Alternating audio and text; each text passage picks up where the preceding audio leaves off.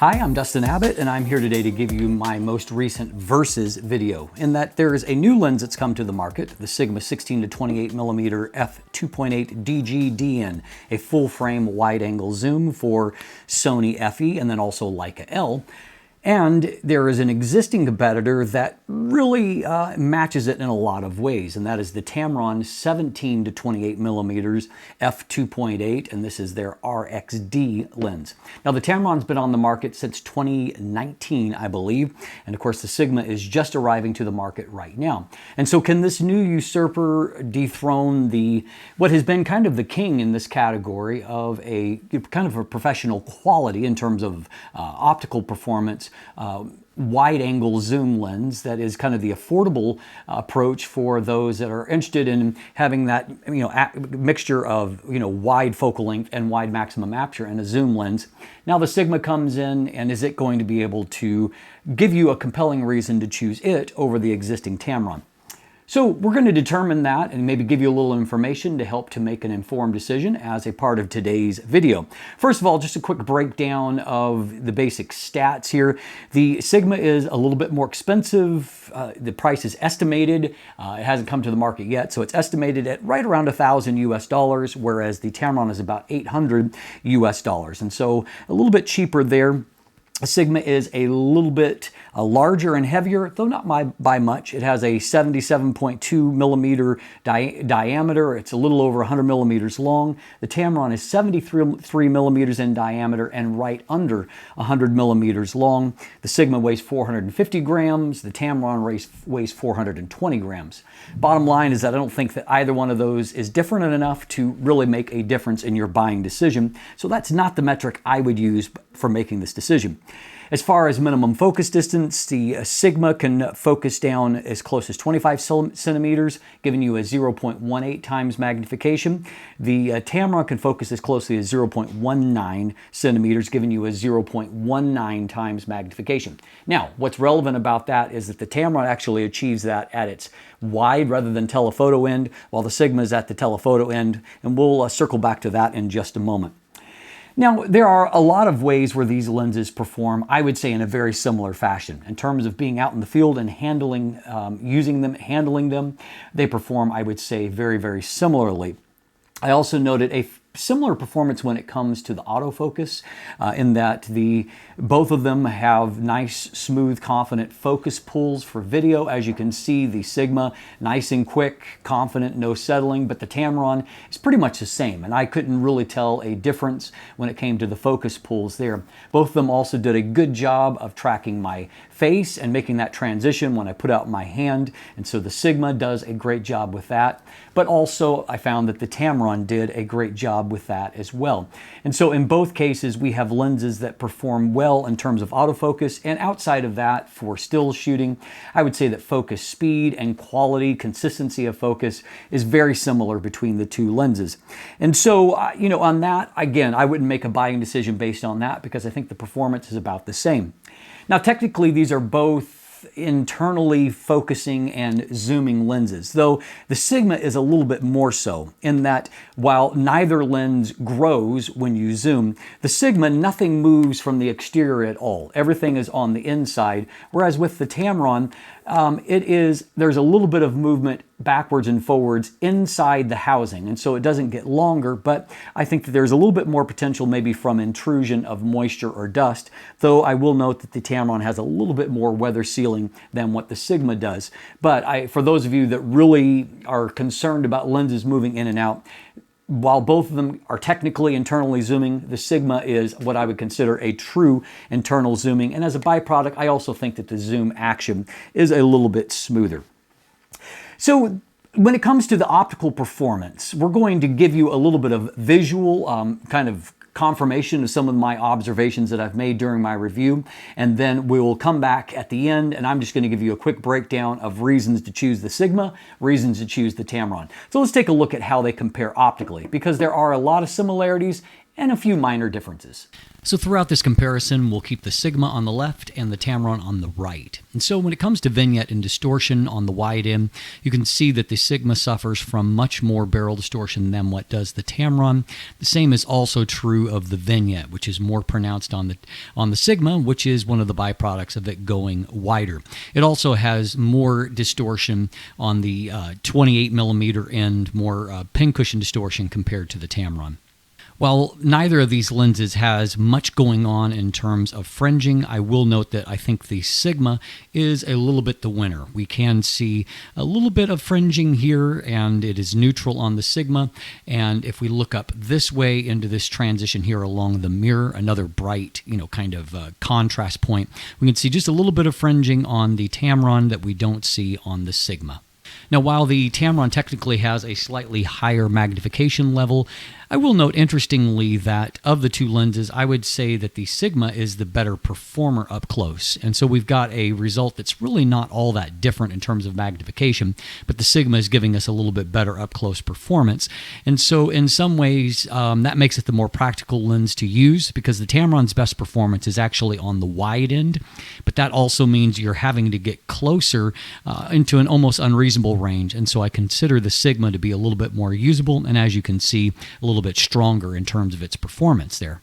So we're going to mix and match a little bit on our image quality comparison. All of this is going to be with 50 megapixels of the Alpha 1, and we're going to do a 200% magnification. But I'm going to mix up both chart test and outdoor three-dimensional test here. So we can see, looking at 16 and 17 millimeters, that in the center of the frame, the two lenses are very, very comparable. Similar levels of contrast, similar levels of resolution. If we move off to the mid frame here, the Tamron has an edge. As you can see, it has higher contrast and better detail rendering. If we pop down into the corner, however, the Tamron gives us a brighter image, but the Sigma really probably gives just ever so slightly more detail, and you can see that it holds off a little bit better towards the edge of the frame. So we're going to move out to the real world for this result. You can see that the Sigma obviously suffers from more vignette in the middle of the frame, but taking a look here at our area of focus, which was right here on this log, you can see that in the center of the frame, the Tamron is noticeably better.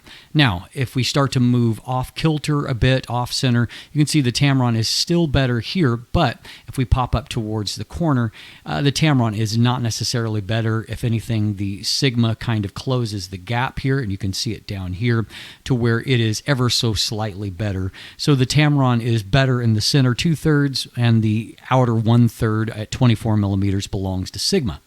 We find a similar truth at 28 millimeters. And so again, this is our point of focus here, and you can see on the right side that the Tamron is noticeably sharper in the center of the frame, better contrast, better end result.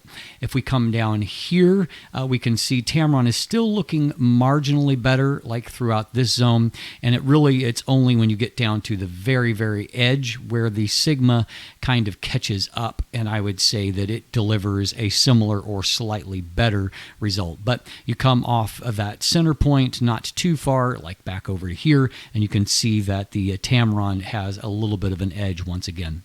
Now, where the Sigma is undisputably better is when it comes to the width of the frame. And so at 16 millimeters, it is very obviously wider than what the Tamron is. So you can see that there are just more things in the frame. Over on this side, for example, you can see how much more of the photos in the frame, but it's not just favoring one side. You can see that there's more in the frame on the left side of the image as well. And so just in general, we can see that the Sigma is giving us a wider angle of view. Now, this was expected due to the difference in the focal lengths, but what was interesting to me is that I also found the Sigma framed a little bit tighter at the 28 millimeter end. And so if we take a look over here, for example, you can see that it's framing a little bit tighter than what the Tamron is. So the Tamron is a little bit wider than whatever the Sigma is at 28 millimeters. But again, if you look at the balance of things, it's not that the Sigma is wider here. They're framing equally, essentially, on this side. If we look down here, you can see that, again, there's a few more stitches of the Tamron in the frame. Over here, you can see that this is tighter to the edge. And so in general, we can see that it is framing tighter. So the Sigma is giving you more zoom range, unquestionably. So one final area that we're going to examine is when it comes to the bokeh quality. And this is an area where I think that the Tamron has the win.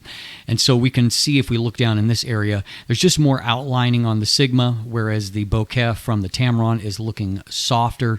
It doesn't draw the eye quite as much. And up in this area, we see that, there's just more of a circling effect, whereas the Tamron is giving us just a very slightly softer result.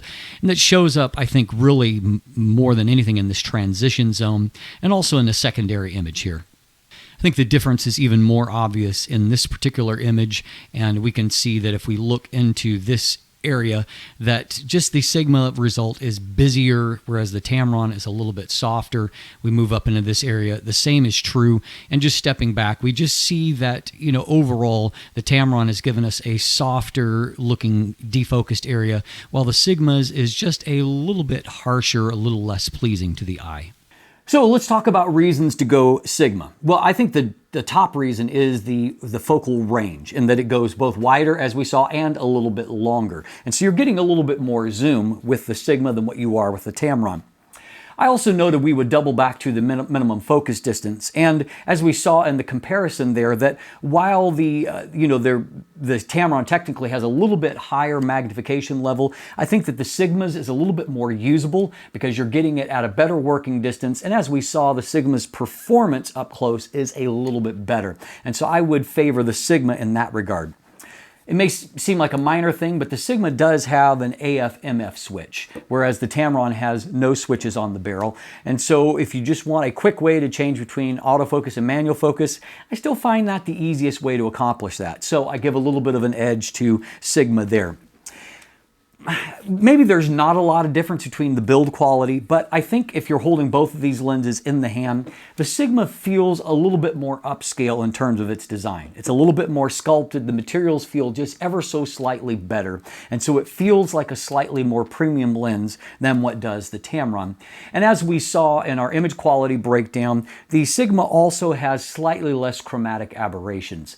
And so, again, they're not pronounced on the Tamron. These differences are subtle, but that's an area where I would give the edge to Sigma. So how about some reasons to choose Tamron? Well, first of all, the Tamron is cheaper. And if you're working on a tight budget, not only is the Tamron cheaper, but because it's been on the market for a while, you're more likely to find more ways to get discounted prices that may make that difference even more obvious than the MSRP. We also noted that the Tamron is a little bit more consistently sharp throughout the zoom range. Both lenses are incredibly sharp, wide open at 16 and 17 millimeters. But as you move towards 20, 24, and 28 millimeters throughout the zoom range, I feel like the Tamron is the stronger performer. Not just in our tests, but I felt like in real world images, the Tamron is ever so slightly better. And as we noted, it's better in the center 2/3, while the Sigma catches up and even surpasses a bit in the outer third.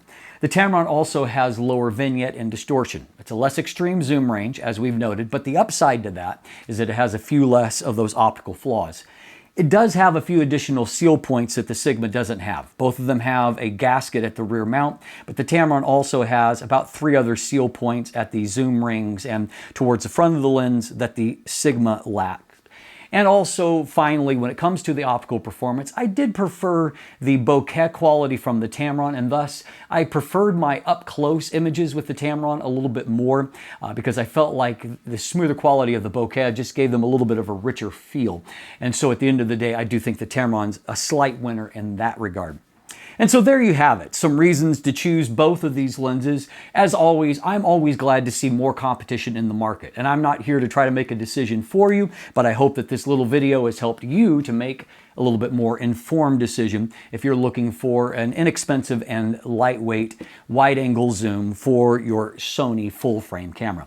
I'm Dustin Abbott, and if you look in the description down below, I do have links to both the reviews of both of these lenses and an image gallery and buying links for both of them if you want to check those things out more thoroughly. You can also follow myself or Craig on social media and check out our new channel, Let the Light In TV.